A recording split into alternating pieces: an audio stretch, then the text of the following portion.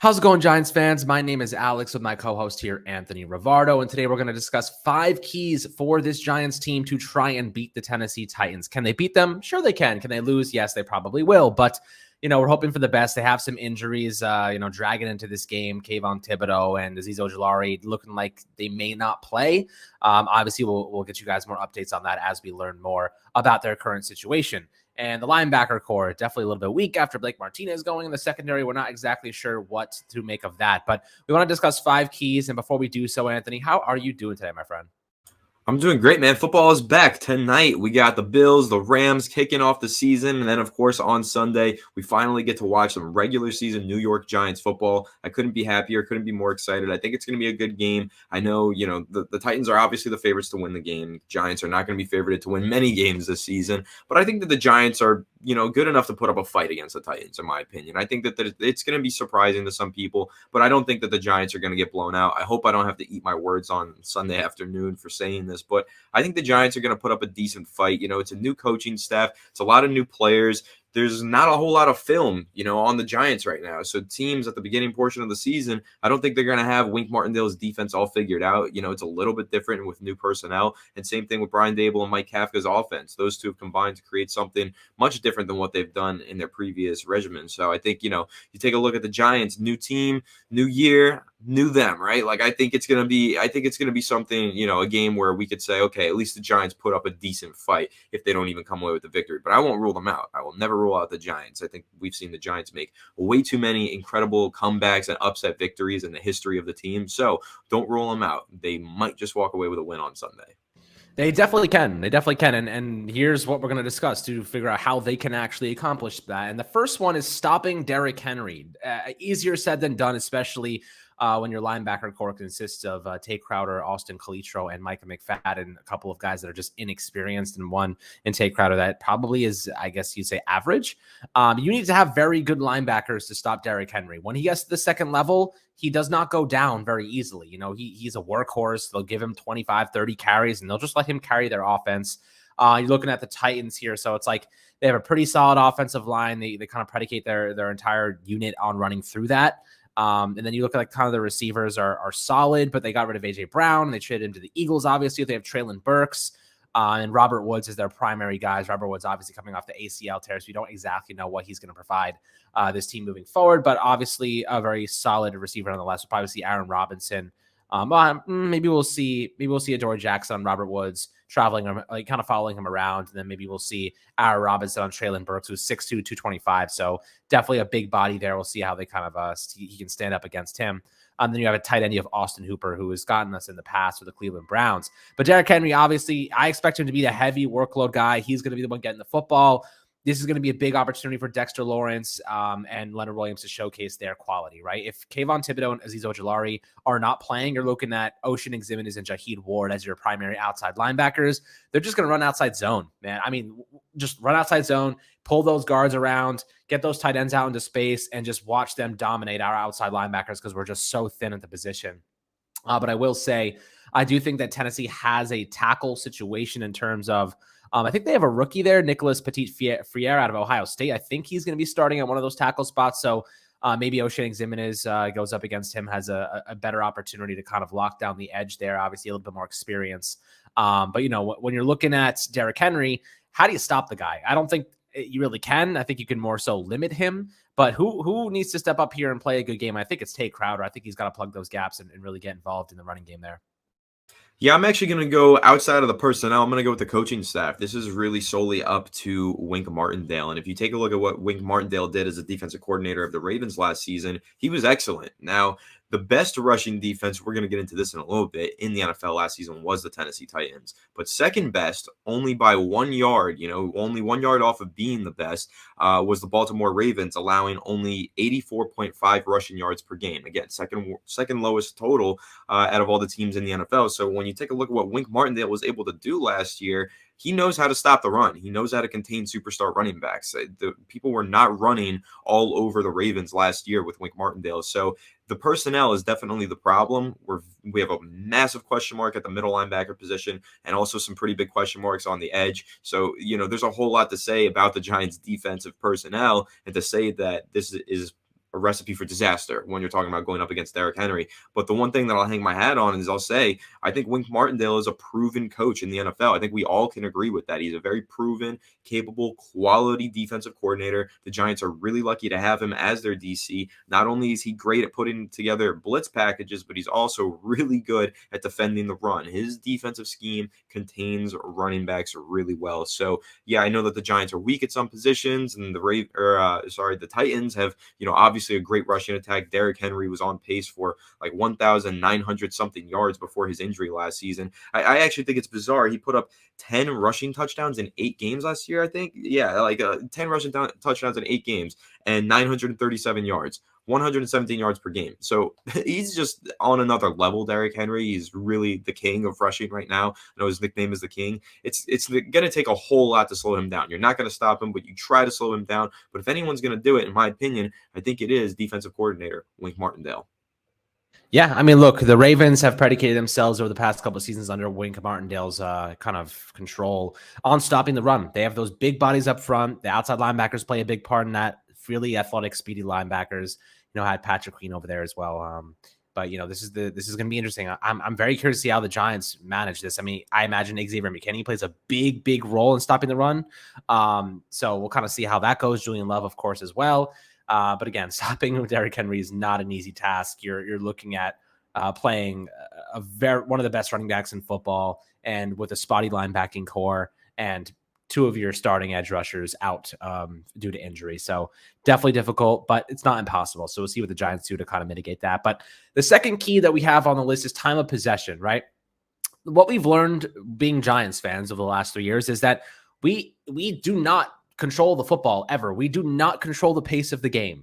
That has been the case for 3 consecutive years of Pat Shurmur and Joe Judge again, and Jason Garrett's offense. We cannot control the game. We allow other teams to dictate the pace. We allow them to dictate exactly what happens, and it leaves us trying to fight from behind. Now, the Giants have an opportunity here to reset that entire mantra, right? You have a newly built offensive line. You have a better coaching staff, which should translate to better efficiency and production execution across the board. Running the football should be a little bit more proficient for this team, with Saquon Barkley kind of fully healthy here and a better right side of the line with Glowinski and Evan Neal. But time of possession really comes down to setting the run. We'll discuss that as well in a couple minutes here as our final key after we get through the other 2. But, time of possession really allows the Giants. It allows them to use the clock effectively and, really strategize around how they can utilize Saquon Barkley in the receiving game and, open up the play action, open up the passing game as well. But how do you think that they can really extrapolate on the time of possession and, make the most of that category specifically? I think one of the ways that you control the time of possession and win the time of possession is through the running game, which, like you mentioned, we will be discussing in just a second. But time of possession is crucial. If you take a look at the average time of possession from last season, and you go through, 2021, guess who was number 2 in the NFL in average time of possession? It was the Tennessee Titans with an average of 32-18 per game, only behind the Green Bay Packers.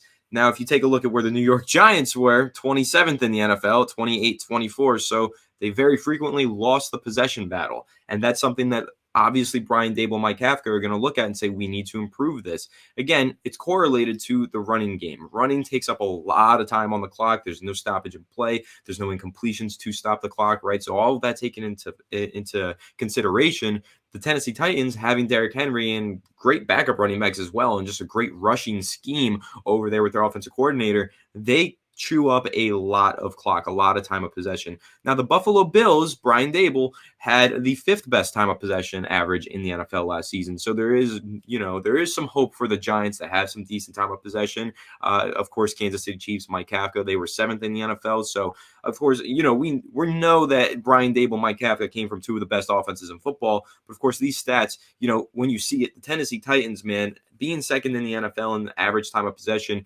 that is really eye-opening because, again, it just tells you how difficult it's going to be for Wink Martindale to stop Derrick Henry. because when your time of possession is that high, your average time of possession is super high like that, it just means that you're running the ball super effectively. You're not throwing the ball and throwing a ton of incompletions. And when you are throwing the ball, clearly you're making a lot of completions, which we know about Ryan Tannehill. He has a very high completion percentage. They don't take a ton of risks over there in Tennessee. They are a very effective and efficient football team. They play efficient football. That's how they control the clock. That's how they win the turnover battle, which we're going to get into, stuff like that, right? So for the Giants, how can they win the time of possession? Honestly, it's going to be difficult. It's going to be really, really tough. But like I said, it really comes down to playing efficient, not turning the ball over, and running the ball effectively, which are all major keys that we're about to get into. Yes, they are. And the third one here, the third key that we have is win the turnover battle. This is another one the Giants have struggled just massively with, ranging from the Daniel Jones fumbles to the interceptions, to just, having everybody injured all the time. It's been a legitimate problem the Giants have faced since, I guess Joe Judge and Pat Shurmur got here. And, now that they're gone, hopefully that kind of shifts. But what leads to turnovers? Bad offensive line play, right? Daniel Jones was running for his life half the time. No wonder the fumbles. No wonder the interceptions. He's throwing the ball up, praying for something to happen. I mean, I'm not saying some of those weren't his fault at all. He definitely played a factor in a lot of those turnovers, but the offensive line play put him in a position to fail right off the bat as a professional player. And they did rebuild it for the most part. There are some talented players on that line now that we can trust and have faith in. That we can hope will provide a little bit more efficiency moving forward. So if they can win the turnover battle, it gives them a lot better opportunity to win the football game. I think that the wide receiver group for the Titans isn't astronomically great. They aren't phenomenal. They're going to be relying heavily on that running game. And I think that, you're probably not going to get you're not going to make Derrick Henry fumble for the most part. I mean, if you're lucky, he fumbles once, but he doesn't fumble very much. So you're probably looking at forcing, Ryan Tannehill to turn the ball over, which is easier said than done. You're really hoping for Xavier McKinney to undercut one of those routes, or maybe one of the linebackers to get underneath in a shallow zone coverage. So, how do you think the Giants win this turnover battle? I think it really boils down to Daniel Jones not turning the ball over. I'd say the Giants are a lot more prone than the Titans are. Yeah, I would say that the Giants are a lot more turnover prone than the Titans are. I mean, I will say Ryan Tannehill last year wasn't the best for him. I think, I'm really high on Ryan Tannehill every year. I like him a lot. 2020, he did throw 33 touchdown passes to 7 interceptions. But last year, it was 21 touchdowns to 14 interceptions. So, and now you're considering the fact that that was a first year with a new coach, new offensive coordinator, and now this is the second year with that. So probably that number is going to go down. But when you take a look at the offensive weapons that they're trotting out there for Ryan Tannehill, I mean, his wide receiver core, number one is Robert Woods. Now, Robert Woods is a great player and a phenomenal wide receiver, but really, he's a phenomenal wide receiver too. I don't think he's ever been the WR1 for a team. When he was with the Rams, he was usually second fiddle, and he was a really good second fiddle. Second fiddle by no means is a bad term in this case, right? Because Robert Woods is a premier WR2 in the NFL. But as a WR1, I have questions. I don't really know if he's going to be that guy to carry the Titans passing attack. And then, of course, opposite of him, Nick Westbrook-Ikhine, and then behind him, Treylon Burks. So, you're taking a look at what the Tennessee Titans are going to be putting out there at the wide receiver position. It's not too great. Now, granted, the Titans run a lot of 12 personnel, as you mentioned. Jeff Swaim, Austin Hooper. You're going to see a lot of double tight ends on the field, and you're going to see fullbacks, and you're going to see Derrick Henry get a bunch of carries. This is going to be a team that doesn't put the ball in harm's way, because they're putting it in the arms of that massive human being, Derrick Henry, and he's going to hold on to that ball for dear life, and he's going to run over a couple Giants players in the process. So, Cordell Flott, you better start eating your spinach, because you might just get ran over in this game. Derrick Henry is a freight train with the football in his hands. So, of course, like I said, man, in order to win the turnover battle, first of all, the Giants just need to commit 0 turnovers. Give the ball to Saquon Barkley a ton. He's very turnover proof. He doesn't turn the ball over too frequently. His fumbles are few and far between, right? But Daniel Jones needs to be careful. Now, that doesn't mean he needs to be conservative and take 0 risks. You're not winning this game against a great defense like this without taking some risks, but you got to be smart about it. You got to take calculated risks if you're Daniel Jones. You can't turn the ball over. Basically, the only way that the Giants win this turnover battle, in my opinion, A win for them would be a tied turnover battle, 0-0. I don't think it's super likely that the Titans are going to turn over the ball because I think their game plan is going to be to just feed Derrick Henry, run the ball, and I don't think he's going to have a fumble in this game. So if they're going to force a turnover, it's going to be out of, Ryan Tannehill maybe throwing a pass to a receiver who's not at the right spot at the right time. And then, of course, like you said, Xavier McKinney is at the right spot at the right time. He can undercut a route and get that. So really, it's going to fall upon the defensive backs for the Giants to try and force one of those turnovers. But primarily, the number one job for the Giants in terms of winning the turnover battle is making sure that the offense keeps the ball out of harm's way. Yep, that's facts. And the fourth one here is red zone efficiency. The Giants had the worst red zone efficiency of any team last season. Daniel Jones has very bad processing when it comes to the red zone. He does not find his receivers adequately. He does not get through his progressions well, mainly because, you condense the field. The pass rush gets a little bit more, lethal, and it's hard to, wait for those guys to get open sometimes, especially when your top receivers are practice squads. So hopefully, Wan'Dale Robinson, Kadarius Toney's healthy, Sterling Shepard's back, Kenny Galladay's healthy, Saquon Barkley's healthy, and you got Daniel Bellinger's a good red zone threat with a big frame. We're hoping here that Daniel Jones can step up to the equation, step up to the table and actually make a difference here. This is an opportunity for him to have a little bit more time in the pocket, stand there, find his open receiver, and show us that he can actually make plays in the red zone. Other than, turning the ball over or just, going for field goals. It seems like Brian Daboll's going to be a little bit more aggressive moving forward in that category specifically.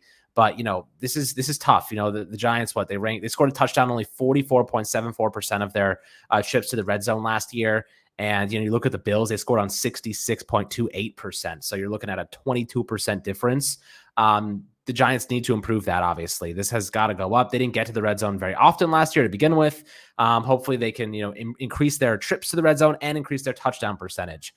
Those are two things that are heavily predicated on Daniel Jones getting through his progressions properly. And also Brian Daboll scheming up a good red zone game and Mike Kafka as well. So, what do you think the catalysts are for the Giants to succeed in this red zone spot? Because obviously they have not done so the last couple of years. Catalyst will be Mike Kafka and Brian Daboll. Again, coaching. It's more about coaching than it is personnel for me with this New York Giants group because, let's be real, we know that there's not a ton of talent on this roster, but I believe that there's a ton of talent in this coaching staff. I think Brian Daboll is a genius when it comes to scheming up offenses, and I think that Mike Kafka has learned from some of the smartest coaches in the NFL right now over in Kansas City. So when you're talking about how can the Giants turn their red zone trips into touchdowns, well, of course, last season they weren't able to. Jason Garrett, he was not good at calling plays in the red zone. Scoring on less than half of your red zone attempts is just pitiful. But scoring on over 2/3 of your red zone attempts, if you're looking at it from Brian Daboll's perspective, now that's pretty solid. 2/3, 66.28%. That's a really, really solid number that the Giants are going to strive to match this year. Now, one of the factors here when we're talking about the coaching staff that I think is really going to help the Giants is creativity in the play calling in the red zone. Now, Mike Kafka is going to be calling the plays and he's going to be calling them from the booth. He's got the bird's eye view. But with Mike Kafka, he's coming from the Kansas City offense that was so unbelievably creative in the red zone. You would see shovel passes to Travis Kelce up the middle for touchdowns on the 2-yard line, right? That's a play that Jason Garrett could never dream to scheme, right? So when you're taking a look at that, Mike Kafka, Brian Daboll, you're not going to see a bunch of goal line fades, in my opinion. I don't think they're going to happen. I don't think you're going to get down in the red zone and watch Daniel Jones throw 3 fades to the left corner of the end zone for Kenny Galladay. That's just not going to happen. I think more likely what you're going to see is some creative spacing plays where you get Kadarius Toney to just drop into the zone of a defense, like right in the little pocket between 2 zones, and then Daniel Jones fires it in there. Now, of course, another way to score touchdowns in the red zone is to give it to your best player, which is Saquon Barkley. Saquon Barkley is efficient in the red zone when they give him the opportunities down there when he's healthy, whether it's going over the top of the offensive line like Superman, like Michael Jordan,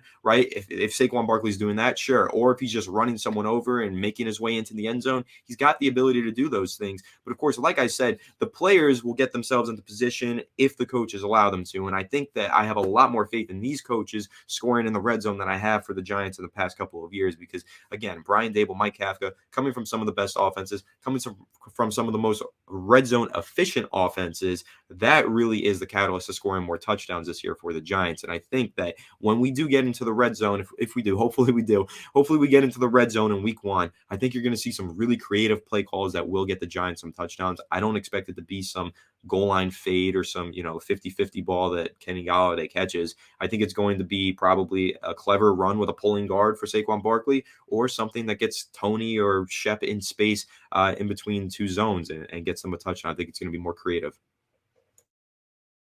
Which we've been waiting for a long time. I think Wandale, Kadarius are going to be lethal in the red zone, getting them active and doing some creative things with them, getting them into space, getting blockers out in front. Just let them make tacklers miss. That's what both of those guys are really good at. And then Kenny Golladay and man coverage, the back shoulder, kind of, I don't like that fade route to the back of the end zone.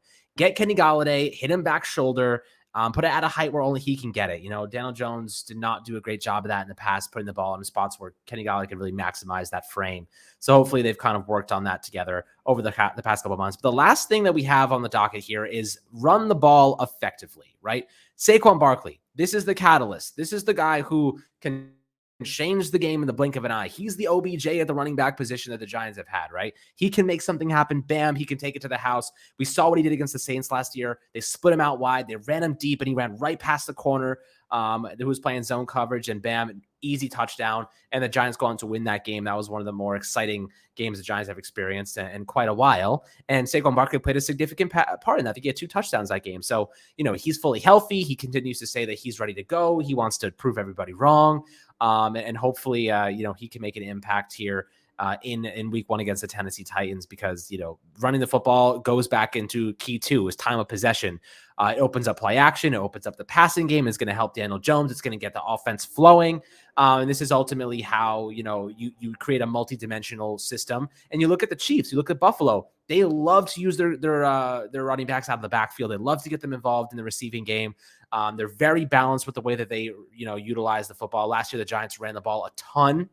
I expect it to be more of like a 65-35 split now, where I think last year was probably around 50-50. I think that you're probably going to see a 15% reduction in running the football for Saquon Barkley, but I think that those snaps ultimately get allocated back to getting him the ball in the receiving game, whether it's screen passes, running him up the seam, splitting him out wide, getting him on swing passes. There's so many things they can do with Saquon to extrapolate on his capabilities. But how do you think, the Giants can really set the stage here, running the football effectively and, controlling the time of possession in this game in week 1? I think it's just relying on that outside zone that Brian Dable really utilized over in Buffalo. Like you mentioned, it's probably going to be more 65-35 rather than 50-50. You're going to see the Giants throw the ball a whole lot more. And a lot of that is you're going to say it's going to be generated manufactured receiving, right? So screens and, drags across the line of scrimmage, basically stuff like that. Swing passes out to the running back, which is basically like running plays, but you throw the ball to jump start it. So it's kind of like an element of the running game in the passing game, RPOs as well. You're going to see a lot of plays where Daniel Jones has the option to hand it off, or he can throw a bubble out to the left, so it's kind of like both. You're basically just handing the ball off either in the backfield or handing the ball off to a guy right near the line of scrimmage. That's kind of how that works on those RPOs. So again, just kind of talking about how they jumpstart the rushing game, it is going to be through the passing game. And again, the Giants are going to pass the football a whole lot more than they have in recent years. But when you're taking a look at the Tennessee Titans, and their run defense in 2021, like I mentioned earlier, league best 83.5 yards per game. So they were shutting down the run very frequently. But taking a look at this year's preseason, Tennessee Titans allowing 103 rushing yards per game, which did rank in the bottom half of the league. Now, I know it's only preseason, but it could be an indicator of what's to come for the Titans this upcoming year. So they have not been the best at stopping the run in this preseason. So just maybe the Giants can get a good rushing game going against this team, put up over 100 yards on the ground, and get Saquon Barkley going. And I think that's going to be crucial for the future of the season. As a whole, I think it's really good to get Saquon Barkley off or starting off on the right foot. Just get him a good game under his belt. It's been a while since we've seen a really solid Saquon Barkley performance. I think if we see that in week 1, it can compound, and you can get a lot of momentum out of Saquon that can carry him through the season as long as he stays healthy. So I think really the key is, though, as you mentioned, they're going to throw the ball more, the Giants. I think they need to start throwing the ball more to Saquon Barkley specifically. Get him more screen passes, but also get him more involved downfield, whether it's on a Texas route, an angle route, right? Or if you're actually lining him up out wide and throwing him a screen pass from out wide, or if you're throwing him a slant pass from the slot. Like, get Saquon Barkley involved. He's a phenomenal football player in multiple facets of the game. He can run some good routes. He's got some great hands. We've seen him make some sick one-handed catches. We know he's got good hands, and he is a great receiving running back. So for the Giants, in order to get Saquon Barkley really going in the rushing game, the way you do that is to make defenses second guess whether he's a rusher or a receiver on any given play. So get him involved in the receiving game. The linebackers will say, okay, am I playing man on him or am I plugging the gap? And they might just make the wrong guess sometimes. They might guess on a draw play that they got to get out in coverage. And then all of a sudden, Saquon Barkley has the ball going up the middle and he's gone for a first down and then some. So I think that's really the key here for the Giants. Don't make Saquon Barkley a one-dimensional running back. Derrick Henry can get away with it because he's just a ginormous human being that could run through anybody, right? So he can be kind of one-dimensional. But Saquon Barkley, yeah, he's a pretty huge human being in the lower half, but he's really not a bruising type running back. He's a dance around you running back. Before the Giants in the past couple of years, they've made him pretty one-dimensional. They've really just given him a lot of handoffs up the middle. There has been no fear factor for Saquon Barkley to get involved in the receiving game, and that's what needs to change. Because once he starts getting involved in the receiving game, defenses are going to second guess it every time he lines up next to Daniel Jones. Is he going out on a route or is he taking this handoff that we think he's taking? And that second guessing will open up some rushing lanes, put some defenders out of position, and create some yardage for the Giants. So, as you mentioned, the receiving game will open up the rushing game. The rushing game will open up the receiving game. Both of them have to be playing well in order for there to be a cohesive offense. And that's really the key to getting Saquon Barkley up to speed and having a great comeback season in 2022. Well, we can hope so. We can definitely hope that they're going to use him more effectively, and I think that they will because they know what type of talent he has. He's finally a year removed from that ACL, MCL injury, and I think this is the time to utilize him to the max. Push him to the limits, man. You know, this is his final year on his rookie deal. See what he's got. You got to figure out what he's got right now, especially if they think he can be a future part of this team. So I'm very curious to see how they get him involved, especially in the receiving game. But guys, if you have any other keys to this game, keys to winning against the Tennessee Titans, would love to hear your perspectives below. As always, my friends, appreciate the love, appreciate tuning into another Fireside Giants episode. Make sure to like and subscribe. As always, we'll have you guys update on any injury updates following this game, and hopefully, Ojulari and Kayvon Thibodeau can progress in the right direction. Anything that's new and worthwhile, we got you guys covered, so don't worry about that. Have a fantastic rest of your day, and we'll catch you guys on the next Fireside Giants episode.